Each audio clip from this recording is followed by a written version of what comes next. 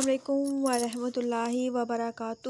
خواب میں پالک دیکھنا، پالک کھانا، پالک کاٹنا، اس کی مکمل تعبیر جاننے کے لیے اس ویڈیو کو اینڈ تک ضرور دیکھیں، اور اگر اس سے پہلے آپ نے میرے چینل بشی ٹی وی کو سبسکرائب نہیں کیا تو میرے چینل کو سبسکرائب کریں اور بیل آئیکن کو ضرور پریس کریں تاکہ میری ہر آنے والی نئی ویڈیو آپ سب سے پہلے دیکھ سکیں۔